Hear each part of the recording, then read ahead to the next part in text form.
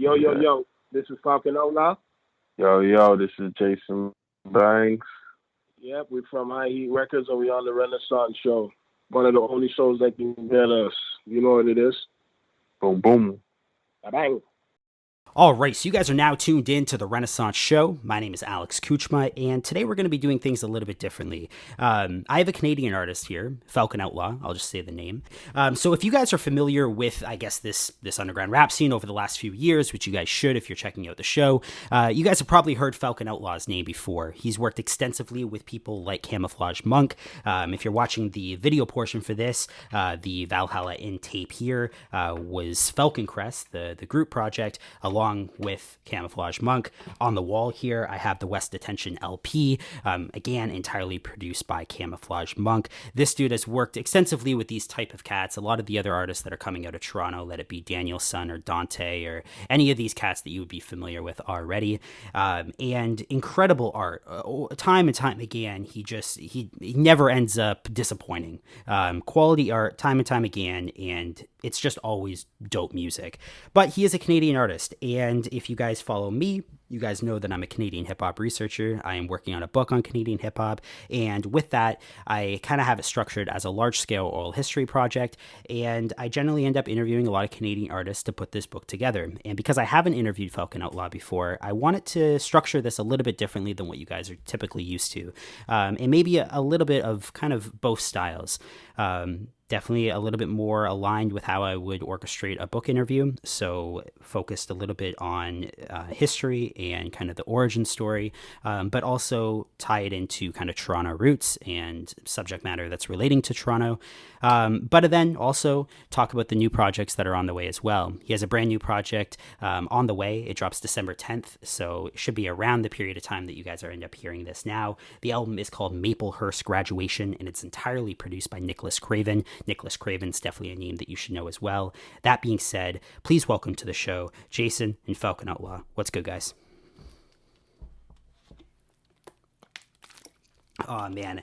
I can't thank you guys enough for taking the time out of your night to speak to me. I appreciate it. I'm looking forward to this conversation. I'm a fan. Like I said, I own the physical copies of the work that you guys end up putting out, and I firmly believe in what you guys are doing. And on a Toronto tip, I think that you guys have given Toronto probably the best look it's had since the 90s. And I'm fairly well familiar with what Canadian hip-hop has had to offer and what Toronto has had to offer as a city. But what you guys are doing, and not just you, but Lord Juco, Bozak Morris, Dante, Let It Be, Daniel Son of Future Wave, Ace and Eastwood, the cats that you guys end up rolling with, you guys are giving Toronto a really, really good name right now, and it's giving me the same sort of excitement as artists like Citizen Kane or The Grassroots or The Circle would have ended up giving me in the 90s. So I want to thank you for the contributions artistically, for what you guys have been able to do over the last few years. I really appreciate it, and I think hip-hop as a whole appreciates it, and they're going to appreciate it a lot more in future years as we kind of look back at what this movement had to offer. So thank you. So as I kind of start these conversations off mostly, and I guess this is a conversation for both of you guys. I guess mainly directed at Falcon Outlaw, but at the same time, feel free to chime in whenever. But how did you end up getting started in terms of being introduced to hip hop culture, and not even necessarily as an artist, but just from a fan's perspective? Let it be hearing something on the radio for the first time, or maybe noticing graffiti tags in the city. What was your first introduction to hip hop culture? And I guess as a counterpart to that, where exactly did you end up growing up, and what era are we talking about? The 90s. My cousin came over my crib, and he brought over LL Cool J tape, and he was like, "Yo, you got to hear this." And we was bumping it, and that was like my first real introduction to hip hop was LL Cool J. And then, because I'm from a Caribbean background, Jamaican, so it's mostly like reggae I grew up around listening to. And when I got locked up for the first time as a young offender, and that's what West Detention was kind of about, I was in this room. This is a quiet room. When you like behave for a good amount of days, you can come out of the range and go to a quiet room. I kind of snuck in there because the guard I was, me and the guys were cool with at the time. So he let me and some guys go in, and the guys that were in there, they were playing a Mobb Deep tape. And that was like the first time I really got to take it in. And like that changed everything when I heard like Mobb Deep because I related to it. You get me? So yeah, that's kind of how I fell into the hip hop thing, What Mobb Deep album was it? It was kind of like it just kept showing up at my door front type of thing. You know what I mean? It wasn't something that like I searched out for. It was something that showed up on my door front. So you end up hearing Mobb Deep for the first time. What kind of year is this? Is this like '94, The Infamous, or a little bit later, or even earlier with something like Juvenile Hell? This is later than when it came out. Gotcha. Okay. What year roughly are we talking? Was immersed. Shit. Just roughly.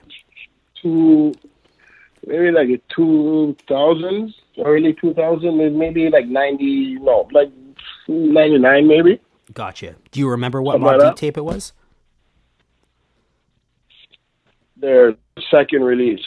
Hell on Earth? You know which one that is? Yeah, either Hell on Earth or The Infamous if you count Juvenile Hell, but I guess... The Infamous. The Infamous, okay. The Infamous. Yeah, that was one of my favorite albums as well. I remember in high school, it was Walkman music. I listened to that nonstop for months, and I don't think I had anything else playing at that period of time. And I think I memorized every word to The Infamous. That shit was it was like my Bible when I was in high school, and it really ended up speaking to me. But you know what? I can't front, and Bax, you probably could back me up on this. I still used to always hear, even during those times and even before that time, I used to hear like Canadian hip hop, like Maestro, Ishi, Me and them, Thrust and all those guys. And so that was like, my sister was a big fan of Toronto hip hop scene. So that was like something that was also like being played around in my crib too. So I got like hip hop. It was on Much Music in Rap City. Yeah. Yeah, Rap City was big in terms of introducing a lot of Canadians just to hip-hop in general, but especially Canadian hip-hop because they did have the CRTC guidelines in order to incentivize them anyways to play Canadian content. But yeah, that was going to be one of my questions in terms of how you ended up kind of figuring out about the local scene. But you're getting into hip-hop early 2000s, you're hearing shit like Mobb Deep for the first time, and you're falling in love with the culture. But at the same time, you're also aware that there's obviously a local scene going on because your older sister was playing that shit as well. Did you see it as an open opportunity for you to participate in this because you were already aware of a local scene? Like, did you see hip hop as something that was attainable for yourself, or was it always just kind of a fan relationship in those early years? I think it's more me just watching and enjoying the music. It wasn't like, yo, I need to do this too, It was more just watching it, Gotcha. At what point did you start realizing that this is something I wanted to kind of embrace and embark on? So my half brother, he got another brother, and he made beats back then. It's called Double Dose. Okay. And he we would I'd be rolling and we just be freestyling, playing around a little bit, and a lot of guys around me was rapping, and I'll just mess around and freestyle, and thing brought me over to the studio and we jumped on that track and it came out hard, and we played it for a couple people and they're like, fuck man, you can really do this. Keep spinning. So that's kind of how it started, It wasn't like me chasing it. It just kind of happened, because in our culture, you grow up, you kind of music is hand in hand with everything, you know what I mean? So sure. I think everybody on this planet, probably freestyled once or just, just playing around or whatever, and a lot of times, well, not even a lot of times, once in a blue moon, somebody gets to find out by doing that they probably actually got some talent behind it, So So yeah, that's kind of how it happened, right? when you end up going to that studio for the first time and hearing yourself on record, anyhow, um, did that immediately identify with you as something that you wanted to end up doing? I feel so because I think I was like really feeling myself. I think I played that song like 800,000 times, you know? Yeah, fair enough, fair enough. Yeah. So I think I was feeling myself, and I'm like, yo, you know, I wanted to hear more. Like, what else could I do? Let me hear some more beats. And what else? You know what I mean? Yeah, 100%. Yeah. Did you end up So it shopping that became around to any, not even no, necessarily labels, but even like radio and local radio? no, not at all. This was just strictly like saying it to the neighborhood friends and shit like that. You know? Gotcha.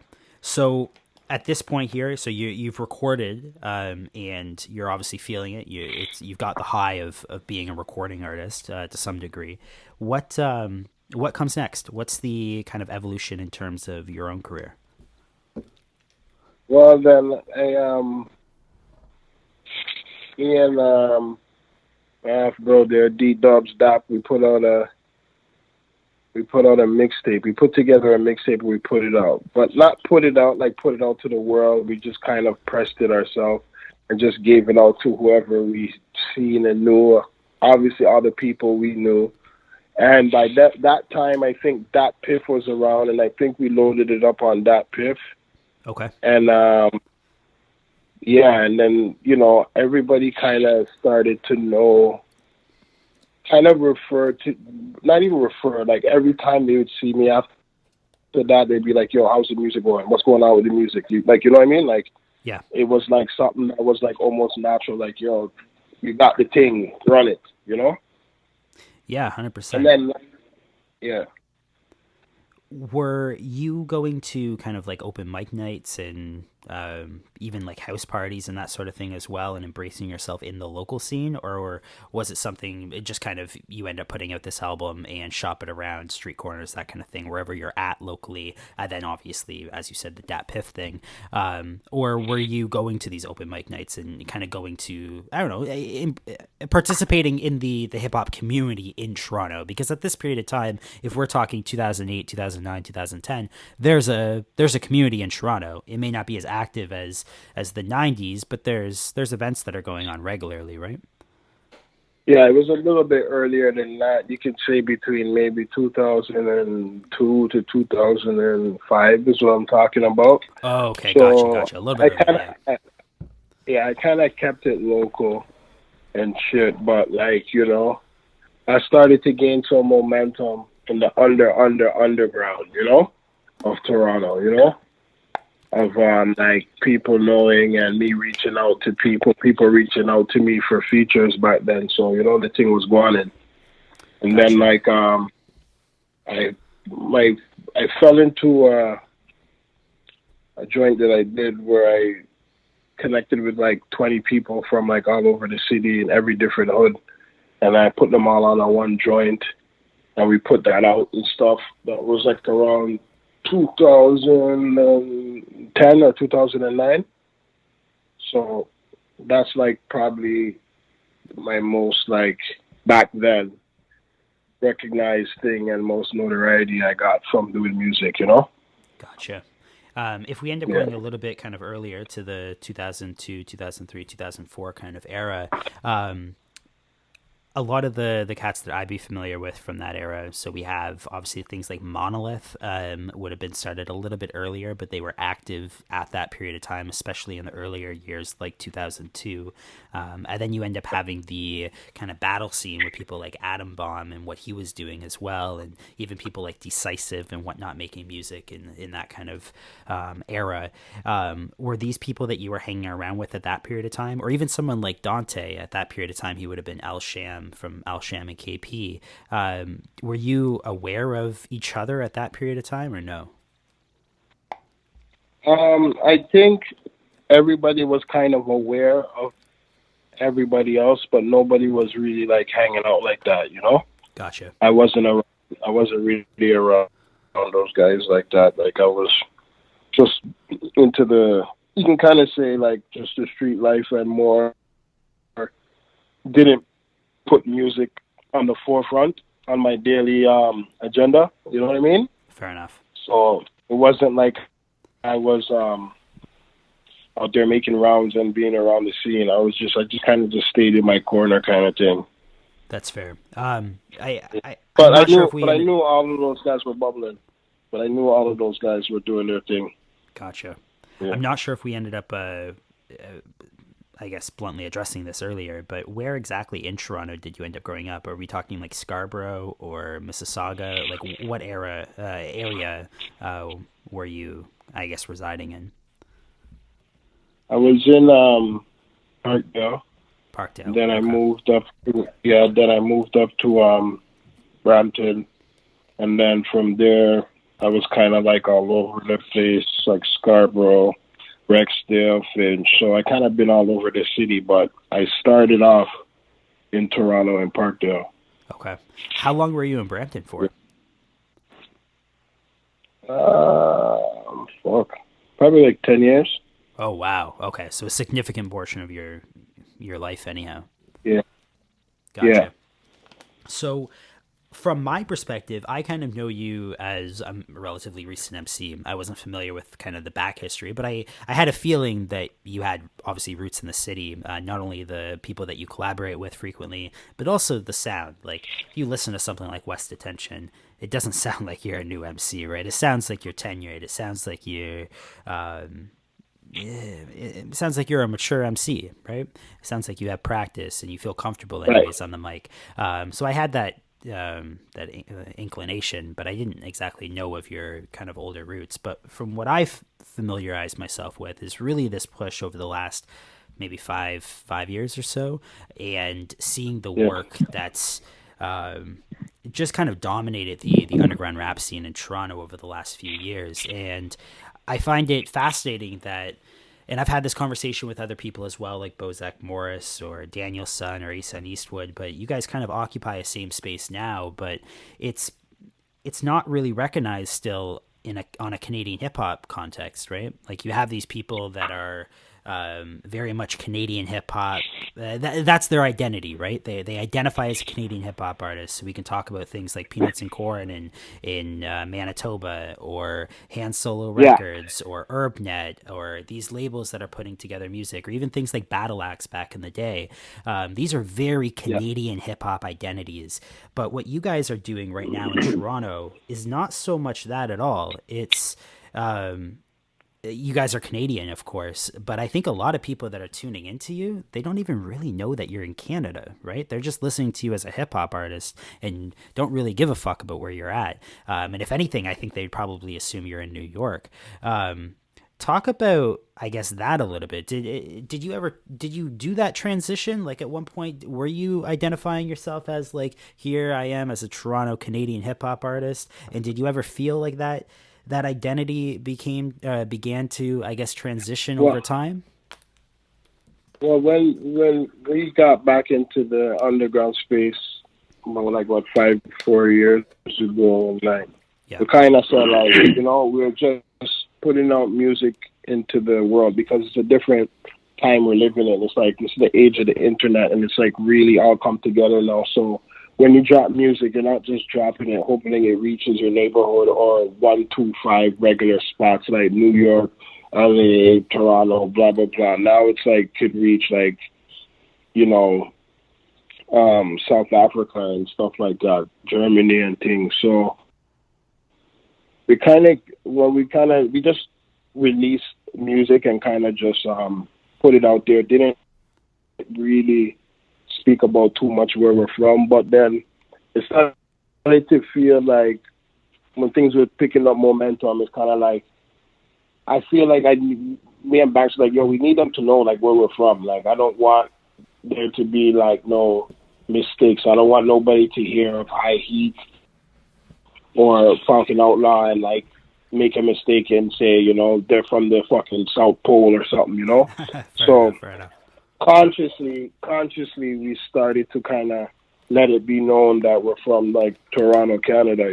That's where this type of music is coming from. This new age of underground rap. And we even also felt the vibe that it's like a new it's like a new round for Toronto in this underground space, you know? And we know that we're inside of it, right? Yeah. Yeah, High Heat. So we wanted our credit the label, yeah. Yeah. Me and Banks own the label, and that's what we push everything out under, you know? Gotcha. Was From High day Heat one. started in kind of that 2015, 2016 time period when you had mentioned earlier something to the degree of you kind of went back into kind of this underground hip hop world.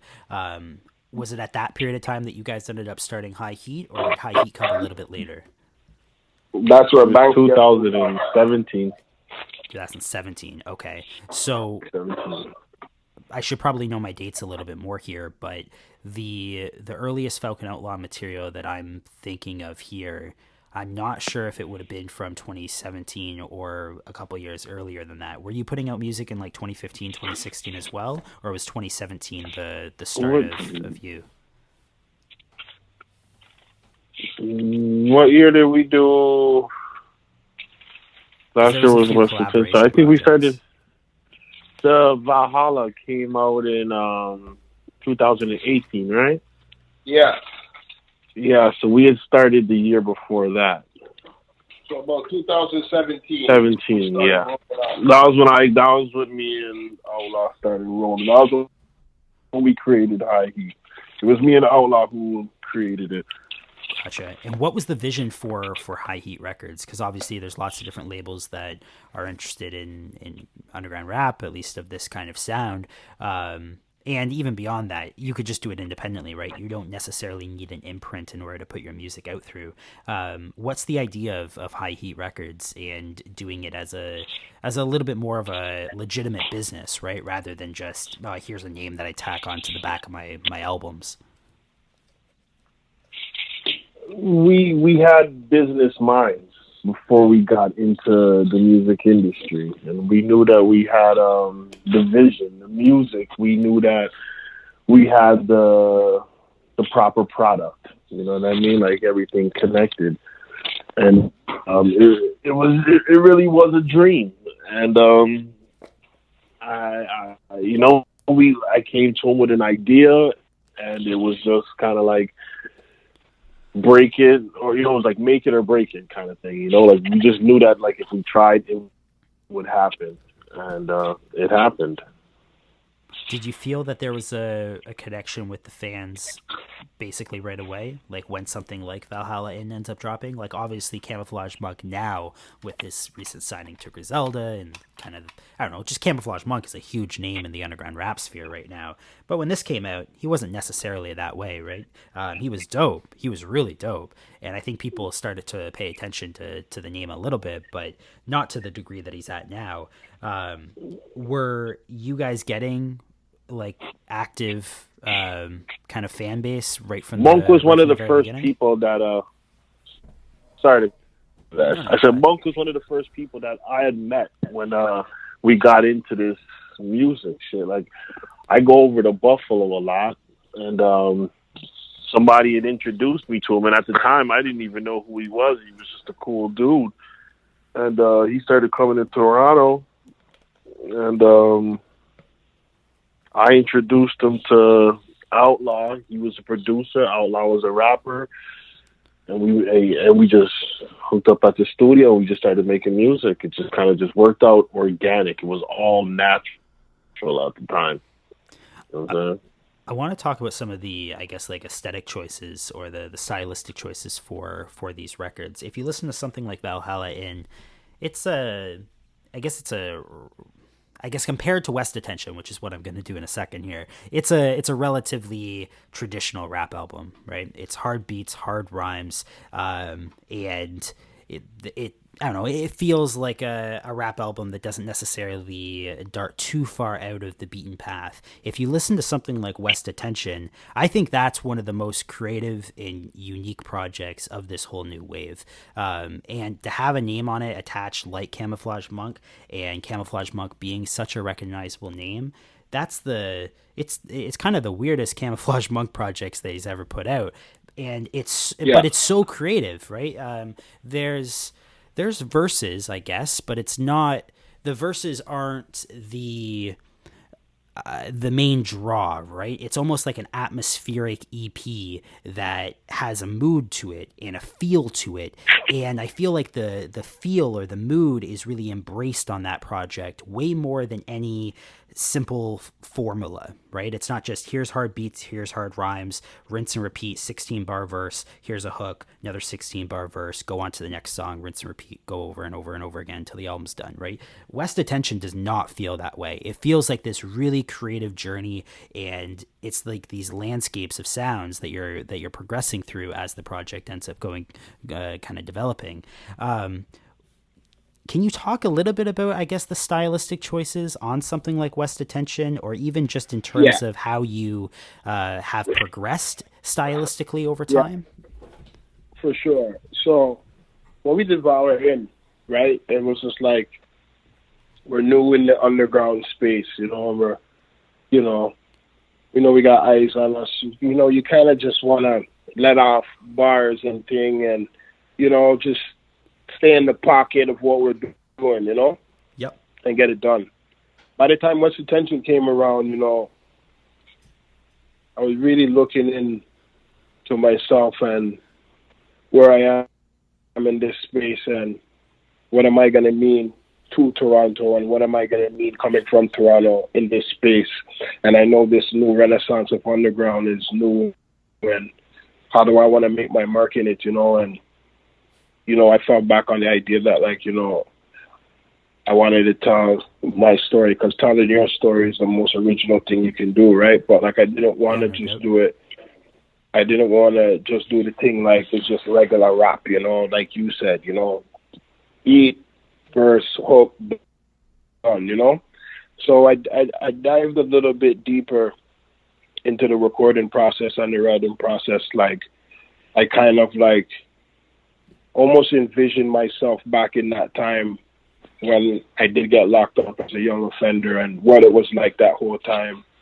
And, it's not a normal thing for anybody to go through to get locked up, So, I embodied that whole vibe, and that's why that album came out like that. It wasn't a normal time that I was talking about. So if I kept real to that whole vibe, then the album is going to reflect it. So just by hearing you talk, I know, and other people tell me it reflected that time, It was a dark time for me. Sure. And, I tried to really relate it and make it come out however it came out of me, not just, okay, I got to do 2 verses on this and I got to make sure this. I kind of just let it roll out the way I wanted it to roll out. I didn't use the traditional ways of how people usually just put together a verse and how they even delivered it, you know what I mean? I made it just come out the way I wanted it to come out, to catch the feel of what I'm saying, because there was emotions behind every song, and every one of those songs was a depiction of a certain moment in those times around that time. It's kind of like the album started with me being on the road and what led me up to getting locked up, being locked up, and coming back out to society, So that's if you listen to the album again, you feel, and me coming back out and getting into music. Because if you see the last song, it's more of a boom bap vibe, different from the rest of the album if you really take it in, because that's me making the transition, getting back into music, Gotcha. And meeting people, getting back into the space. That's why I featured Lord Juco on that, because I wanted to make it known I'm out here in the scene with people in Toronto and the music thing, So yeah, it was like a spiritual project, Yeah, I'm waiting for Monk to come back up here so we can do part 2. Part 2, man. There's so much to, I guess, kind of speak on with this release, because I feel like in more ways than one, it's kind of an evolution of your own career. You talk about something like Valhalla Inn, and not only is the style changed pretty drastically from that release to West Attention. But the business side of things, I feel like, also ended up kind of elevating, and it took a step further. Valhalla Inn gets pressed up on physical copies. It's available on tape, and you guys can see the tape here. But in addition to that, for one, pressing a tape is no kind of small task. It's still, you're pressing physical copies. You believe in the project. You're treating it like a legitimate piece of art, and you're treating it with some respect, right? In order for you to even bother pressing up a tape, it's a lot different than, say, how you would have done your Dat Piff shit back in the day. But West Attention gets the vinyl treatment. It gets shopped around at places like Tough Kong Records. I believe that's where I picked it up. It was on Tough Kong, right? Yeah. Yes, sir. Yeah. So it seems to be there's an elevation even in terms of how you're approaching business, right? And I guess that's what I wanted to touch on. Can you kind of detail your mindset in terms of that progression? And was it because the reception started to pick up and you started to get people like Tough Kong interested, or was it kind of a change in mentality in saying, no, this project deserves the final treatment. This project deserves that push. Can you kind of detail your mentality, your mindset going into something like that in terms of the business side of things? Are you saying, Banks?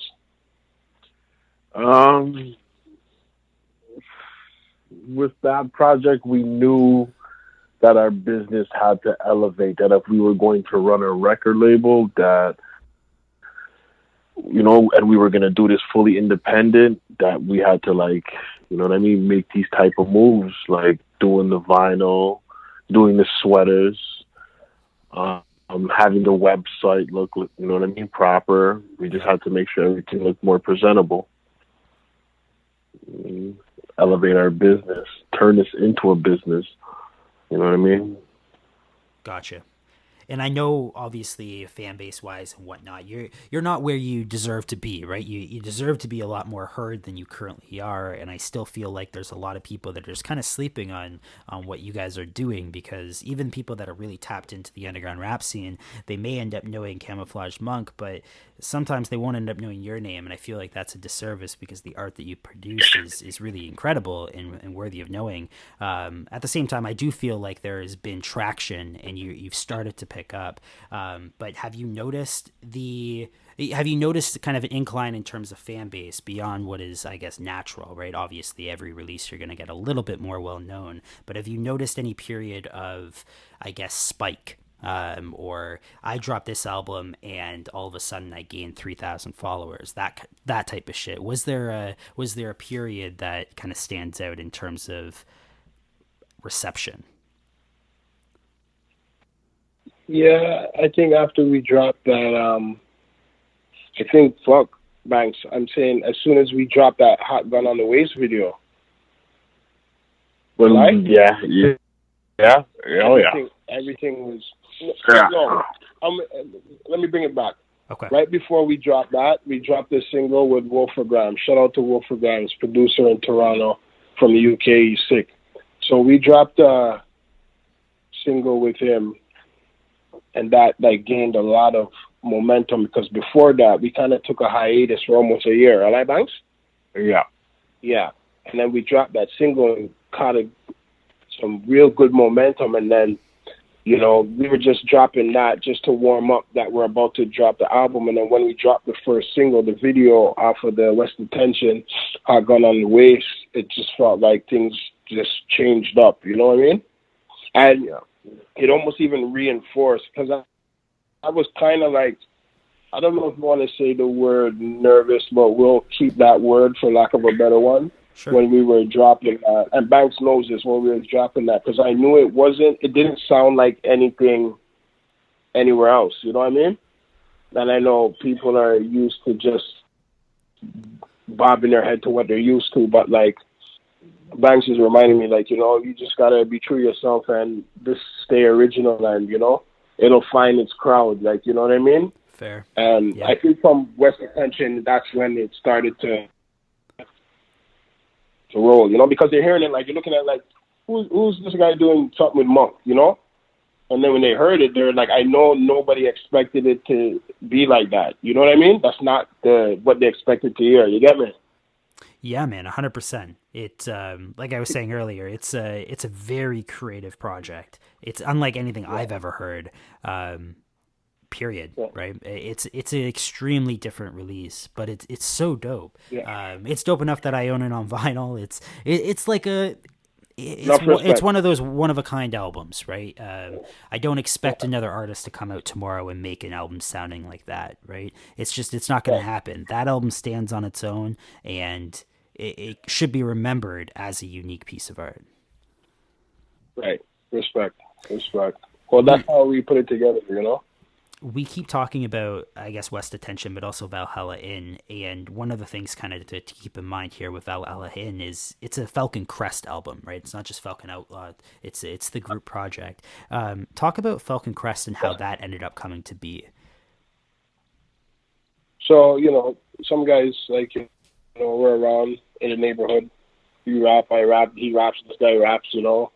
And, like, you know, you kind of, you know, end up getting on the same song, and then it's like, yo, let's do a full thing, you know?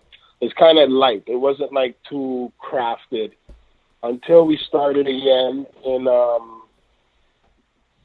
we started back up in, like, 20, what was it, like, fucking 17, 16, that we just, Banks was like, yo, you guys should, like, yo, do some music again, you know? So we just went in and did a couple projects. It was always meant to just be like 1-2 projects just to get back out there in the Toronto scene, you know? You said that you it wasn't kind of meant to. Sorry, you said that you ended up getting back together and kind of putting this together. The original lineup. Oh yeah, because what I mean is, like, we used to me and like a lot of people out in Toronto used to do music. That's what I mean, you know, like these are guys like back in the day, like you do a song with this guy, you know what I mean? Like that. Yeah. Was it the same people in terms of like Wise Wanda and Dante? Were they a part of that kind of circle? Like, even if it was less structured at that period of time, like if we're talking kind of back in the day, was it like, were you familiar with Dante and Wise Wanda anyways, is my question from back then? Yeah. Okay. Yeah, I was, yeah. Gotcha. Yeah. Everybody, we're all from the West, so everybody knows everybody involved with, you know what I'm saying, the West, you know? Yeah. I've spoken to Dante a couple times, and I'm fairly familiar with his history. I think I also have an interview done with KP as well. Again, part of that kind of original Al Sham and KP. And by the way, for anyone listening to this interview, do your homework on a lot of these names that we're mentioning. Obviously, listen to Falcon Outlaw and Falconcrest and everything there, but check out like Street Visions by Al Sham and KP, dropped in 1999. That's that's a solid Canadian hip hop album, and it's a 90s street rap album. Like if you're into that kind of shit, it's as good as it gets, right? So do your homework and listen to a lot of this shit. Dante, I've spoken to. I know his story a little bit. Wise Wanda, I don't really know anything about. I've heard the name obviously through Falconcrest, and also like Wise Wanda still does shit like kind of now. Old Man 80 Ounce, is that his name? He ended up putting out a single recently that had Wise Wanda and Dante on it, and that shit was fantastic. So I've seen the name come up from time to time, but I really know nothing about Wise Wanda. Who is Wise Wanda?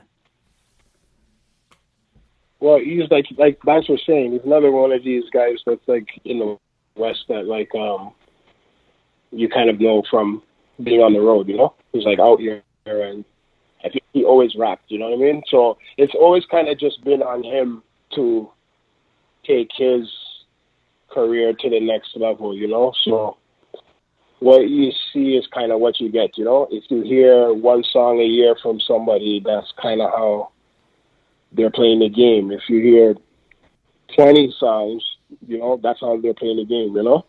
Sure. So, yeah. Falconcrest as a kind of entity, as a group, are you guys still active? Are you guys still making music together? No. Like I said, it was just it was kind of just us getting our feet wet in this new age of underground Toronto rap, you know? Like I said, it was just meant to just be like almost a flash in the pan, you know, kind of like just getting out there and, you know, so everybody's doing their own thing, you know? But there's also multiple Falconcrest projects, right? There's not only Valhalla and produced by Camoflauge Monk, but something different exists as well. And I'm not sure if there's others, but there's a couple different Falconcrest projects. So, right. There's three. Moment. There's something different. There's Red Rose Motel.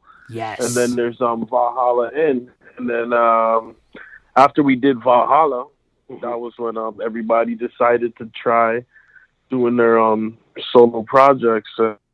And, you know, it's been, everybody's doing their own thing right now. Yeah. The other album that was mentioned there, the Red Lotus Inn or whatever, that was put out through...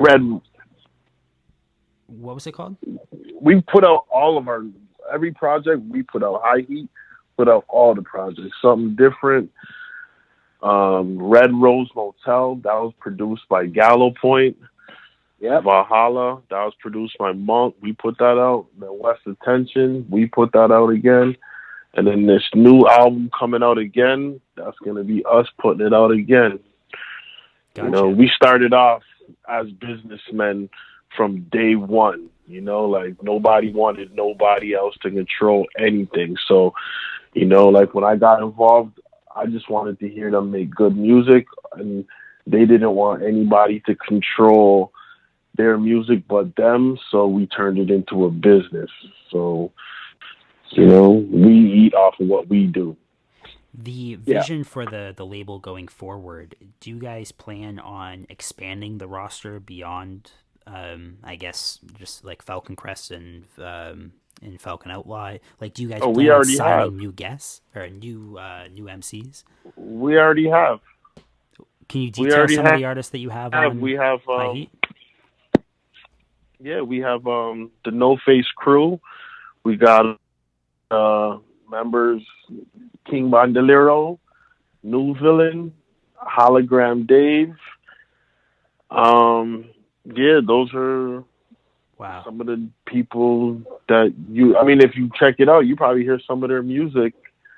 You know, if you Google some of those names. The No Face crew. Is that the same people that are? Is it Frank's Vinyl that was putting out some records by a guy named No Face or something similar? I haven't checked out any of those projects. Not the same dude? Different guy? No, that's our boys up here in the West End. Okay, gotcha. Yeah, I'm not familiar with a lot of that art. I need to do my homework myself and listen to a lot of that shit. Well, for All Right, it hasn't really come out yet. There's been a flash in the pan. Couple songs dropped here and there, like, you know, we haven't really dropped, but we're working on multiple things. Like Villain, I think he has, just one of the members in the crew, he has like 3 albums done already. He's going to be dropping after me.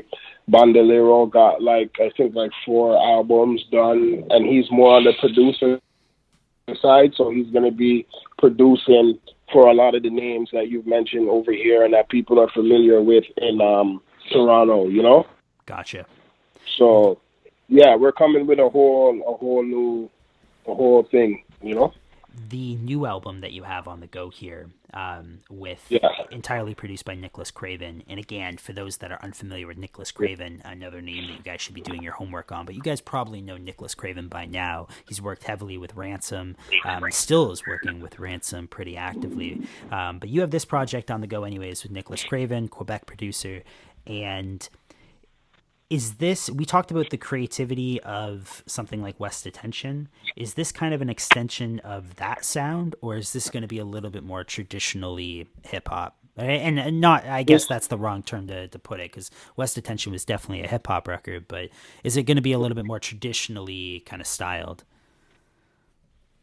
Yeah, it's more on the traditional side, and there's a reason for it, because it's like basically you can kind of say this is like a 2-part journey for me, telling my story of like how how I ended up here where I'm at right now. You know, and obviously it started with West Detention, and the name of this new album, Maplehurst Graduation. Yeah, that's about me when I got locked up as an adult, and that's where I did my time up in Maplehurst, right? So this is kind of like my last in this little, very, very, very small mini series of me when I was young and what I went through, you know? Going forward, I will tell, like, you know, it'll reflect things that happen after this. But the whole jail thing, this is like the last in that little two-part series, you know? Because obviously I didn't go back after that. But, yeah, like what I say, why it's more traditional, because it wasn't as much as a dark time as West Detention was. It was more me becoming a man, having my eyes open, knowing that I have to make some sort of a change or I'm going to keep doing this. You know, the cover of the album is me with like a, you can kind of say almost like a kind of like a suit that they gave you in jail, because I went to school in there and I finished and I graduated high school in there. Hence Maplehurst graduations, right? Yeah. Yeah. So this is like me kind of being like enlightened, you know? So it's not as like off the wall, dark, deep, total left corner like West Detention, but it's real solid, and you'll hear by the topics that I choose to talk about on this record is like, you know, somebody's like mentally thinking they're going through something. Like, you know what I mean? It's not just anger and rage. You get what I mean? Yeah, I do. And I also get the traditional kind of thing as well. Like, that's kind of what I expected, especially when I see in the feature list, because the features on here are stacked, right? You had Lord Juco on West Detention, but it wasn't super stacked in terms of the features. But here you have just like spitters, right? And a lot of Toronto cats too. You have Danielson and Ace on Eastwood, Cypher Soze, Lord Juco, Raz Fresco, another name we haven't actually talked to about here, but he's another just like up and coming Canadian artist that is just killing it. He was signed to Duck Down back in 2013 or 14, and he's put out amazing art, but and a great producer as well. But he's off this album. You have a bunch of spitters off of here, and it seems at least a lot more stacked collaboratively, feature-wise, on this project than anything else I've seen you work on in the past. Yeah, we, you know, me and Banks was talking, and we really wanted to even more represent where we're from. So, like, we kind of pulled in, like, all of the quote-unquote known spitters that's down here in this space, you know? Yep. And got them all on the record, and everybody did their thing on the record, you know? And obviously, like, just like what you're saying, so because of that approach, my experiences isn't their experiences. So me doing records that would be like about, say, me being locked up in the hole, it wouldn't resonate with, like, you know, somebody else on the record, you know? So that's why I said the record is more of a traditional approach to rap, but it's still hard, you know? How long is this album? One of the things about West Detention is it's a very short project, right? I think it's 7 songs. It doesn't clock in very long in terms of runtime. How long is this project here? This one's longer. You're going to get a good long listen. It's 10 full songs. The songs are like full. Gotcha. It's not like short or anything like that. Yeah. And yeah, man, everybody really did their thing. I commend everybody that came and jumped on and, you know, representing this scene in Toronto right now, you know, and yeah, like it's you know, it's another thing too, like, you know, we fuck with like Nicholas Craven stuff, and that's why obviously like we chose him to be the background of this album when it comes to the production. And like, sure. You know, I also wanted to hear these guys spit on his beats too, you know. And you know, I even though when you hear the first single, Heartbreak, you know, that's like almost a like you know, the type of beat you would hear coming from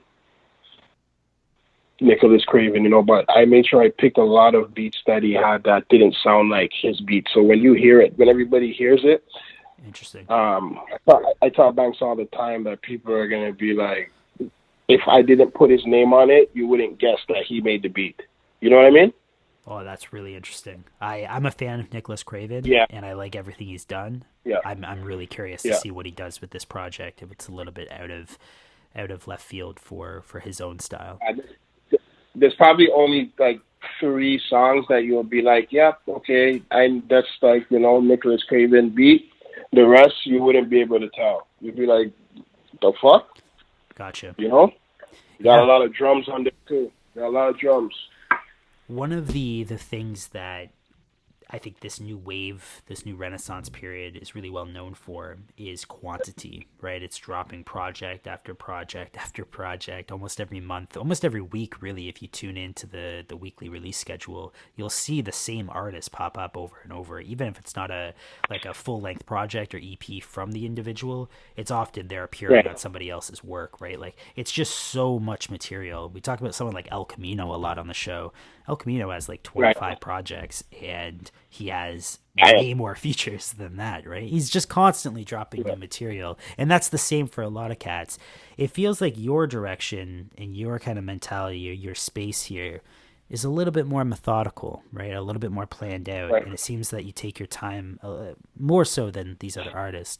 Not saying it's drastically the case, right? Like, if you've been making music since 2017, maybe a little bit prior to that, in terms of this kind of new rejuvenation of your own career, you've still put out a lot of material in those few years, but it's not to the degree as a lot of these other cats. Can you talk about your decision to slow things down a little bit and take your time with some of these releases? Yeah, well, you know, I got, you know, I think a lot, you know, and I'm in my head a lot. I think it's more so hard for me to just get a beat, drop a verse, do that like 10 times, and package an album and put it out, you know? Sure. I kind of got to sit with it and think about it, and like,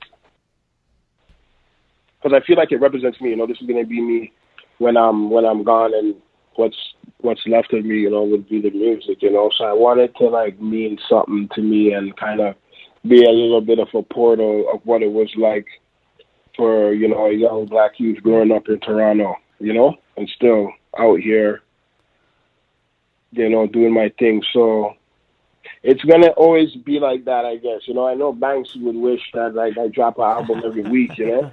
I'm telling you, I'm a businessman. You know? But, like, you know, you're going to hear more music from High Heat because we got more people, like, you know, the No Face crew, and, like, you know, everybody from there is going to be dropping solo projects. But with me, it might even go even slower now, you know, because after this, I'm going back into that weird space that I was in when I was doing West Detention. So, yeah. So it's probably going to go even slower now.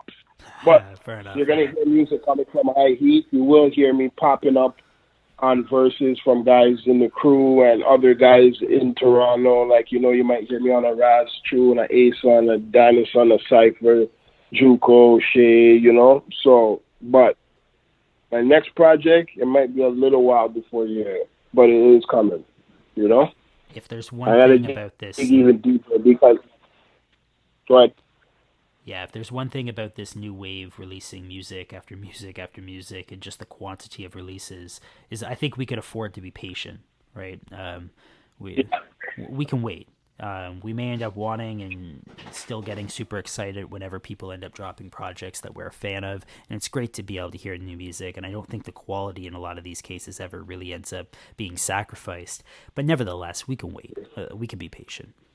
Yeah, but these guys, in today's time, these guys are spitters, you know what I mean? Like, these guys, like, they don't waste bars, they don't waste lines. So, you know, we've been lucky that in this new generation of underground rap is really full with spitters, because, like, you know, a guy will put out his 13th project in like 3 years, and you listen to it, and he sounds just as hungry as his first one, you know? Yep. So I think the phone with Jamal the people are Gasol. really lucky. Say that again? I just got off the phone with Jamal Gasol before this call started here, and he said that he recorded his last project in a day. And he has like 3 more that are coming out by the end of the year, right? And he just released another project, the Oxtail project, like a month ago. So it's like, and they're all dope. Like there's no drop in quality. It's mind-boggling how this shit happens. Yeah, because a lot of these projects people are putting out, they're like Spitter's album. This is just like straight bars you're getting. You know what I mean? Yep. I'm just trying to go into a direction in this underground place that hasn't been like really reached before, you know. I really needed to get off this album, the May 1st graduations, like, you know, and show the unity with everybody in Toronto, let everybody know that, like, you know, we're stronger together. There is unity out here. We're all mixed up with each other, you know, and you know, just some hard beats and hard rhymes, you know? But, like, I think this will probably be my last album like that. After this, I'm going to go into like, the darkest space we can find in Toronto. Gotcha. Man, I appreciate this conversation. I've had a blast, and I think we kind of ended up going over at least the eras that I wanted to discuss. Where can people find you? Where can people stay up to date with current music? And where can people check out this new project, Maplehurst Graduation, when it drops on December 10th? Well, it's going to be exclusively released on our website. And, that's really good. IERecords.com. .ca.